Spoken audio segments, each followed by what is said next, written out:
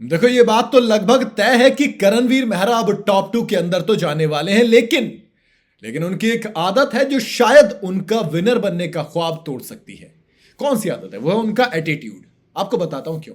भाई, big boss 18 ये जो है फिनाले की तरफ बढ़ रहा है। अभी कशिश कपूर बाहर गई हैं और अब घर के अंदर कुल 9 कंटेस्टेंट बचे हैं। 9 कंटेस्टेंट जो कि ट्रॉफी की रेस के लिए हैं, और इसमें से कुछ ऐसे जो बहुत ज्यादा तेज भाग रहे हैं, जिसके अंदर मैं नाम लेता हूं रजत दलाल, विवियन डिसैना और करणवीर मेहरा और अविनाश मिश्रा, चाहत पांडे चुमदरांगी। कुछ ऐसे कंटेस्टेंट हैं जिनके बारे में मैं कह रहा हूं कि भैया इनमें से कोई एक विनर बनेगा।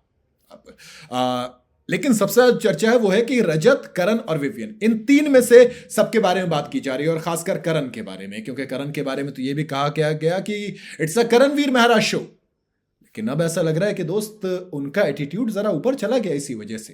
किसी के साथ बदतमीजी करना हो या फिर हर मुद्दे में जबरदस्ती टांग अड़ानी हो, कई सारे एग्जाम्पल के साथ मैं समझाऊंगा कि उनका ना एटीट्यूड थोड़ा सा बदल गया। अब पॉजिटिव अच्छा होता है, वो कॉन्फिडेंस कहते हैं, एटीट्यूड अलग कहते हैं। पहला, कशिश के इविक्शन पर। जब भी घर से किसी का इविक्शन होता है तो चाहे उस घर में उसके कितने भी मुद्दे हो, कितनी भी लड़ाई हो, लेकिन हर कोई गुड बाय जरूर कहता है। लेकिन कशिश के बेघर होने पर ऐसा नहीं हुआ। हालांकि घर के बाकी लोग गए, मगर करणवीर मेहरा ने तो यह तक कह डाला कि जो दूसरों की इज्जत नहीं करता, मैं उसकी नहीं करता। उनका चेहरा देखकर उनके फैंस को बुरा लगा और इस वजह से वो ट्रोल भी खूब हो रहे हैं। सोशल मीडिया पर उनको काफी ज्यादा गरियाया जा रहा है। वैसे ये पहली बार नहीं है जब ऐसा हुआ हो। इससे पहले मैं बता देता हूं, कई सारे कंटेस्टेंट ऐसे गए जिनके जाने पर बहुत से घर वाले नहीं गए हैं। दूसरा, शिल्पा शिरोडकर। आप कहेंगे क्या भाई? कशिश कपूर के इविक्शन के बाद जब शिल्पा ने करणवीर से कहा कि तुम भी आओ उसे बाय बोलने, तो करण ने कहा कि बहुत ही करण ने काफी बदतमीजी के साथ उनको बोला, अबे जा, मैं नहीं आ रहा। एक सीनियर कंटेस्टेंट जब इस तरीके की बात हुई तो लोगों ने क्लिप निकाली और कहा कि क्या घमंड सिर पे चढ़ गया है क्या मेहरा जी? कि मेहरा साहब को लग रहा है कि वो सच में विनर बन गए और ये बिग बॉस नहीं, द करणवीर मेहरा शो ही है, क्योंकि अब थोड़ा सा ऊपर आ रहा है ना। तीसरी वजह है चाहत के साथ बदतमीजी।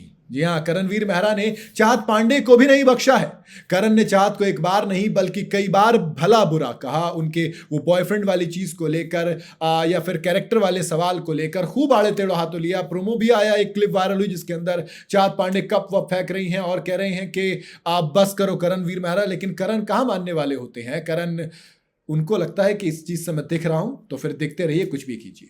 चौथा है विवियन डिसैना। जी हाँ, करण और विवियन एक दूसरे के शो में आने से पहले ही जानते थे भैया, दोनों की बातचीत पहले से थी और कई बार दोनों को ये बोलते भी सुना गया कि दोनों के दोनों दोस्त थे, लेकिन अब दुश्मन बन गए हैं।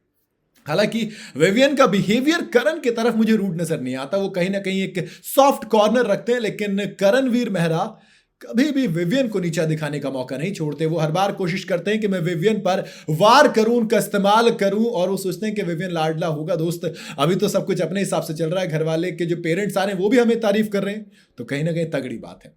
पांचवी और आखिरी वजह है कशिश की मम्मी। जी हां, करण ने ना सिर्फ घर वालों बल्कि उनके परिवार वालों के साथ भी ऐसा ही बिहेव किया। कशिश कपूर वाला मुद्दा तो आपको पता ही होगा ना, जब अविनाश ने उस पर आरोप लगाया, आरोप के बाद प्रति आरोप लगा, फिर वो मामला बहुत ज्यादा बड़ा हो गया। फिर जब करण की मम्मी कशिश की मम्मी आई तो करणवीर मेहरा उनसे ही काउंटर करने लग गए, उनसे ही लड़ने लग गए। अविनाश को वहां पर आने लगा कि भाई छोड़ना यार, मदरहुड है भाई, सबका ऐसे होता, छोड़ना। मतलब सोचो, जिसके ऊपर पूरी लड़ाई थी वो बंदा आपको कह रहा है छोड़ दे भाई इसे। तो कहीं ना कहीं ऐसा लग रहा है कि थोड़ा घमंड तो आ गया है, और ऐसा हो सकता है कि इस घमंड के चक्कर में अगर वो खुद को विनर समझने लगे तो दोस्त अपोजिट हो सकता है, क्योंकि डाउनफॉल शुरू होने में कुछ वक्त नहीं लगता। खतरों के खिलाड़ी सीजन 14 की ट्रॉफी तो उनको मिल गई है, लेकिन अगर 18 की भी ट्रॉफी चाहिए बिग बॉस की तो थोड़ा सा उन्हें कंट्रोल करना पड़ेगा, क्योंकि वक्त की अच्छी बात यह होती है कि दोस्त, बुरे वक्त की अच्छी बात ये होती है कि वो कभी पलट सकता है, और अच्छे वक्त की बुरी बात भी यही होती है कि वो कभी भी पलट सकता है। मेरे ख्याल से ध्यान में रखना चाहिए। बाकी आपकी क्या राय है, आप अपनी राय मुझे कमेंट में बता सकते हैं। वीडियो अगर आपको पसंद आई हो तो इसे लाइक और शेयर जरूर करें, और जाते जाते चैनल को फॉलो और सब्सक्राइब जरूर करते जाइएगा।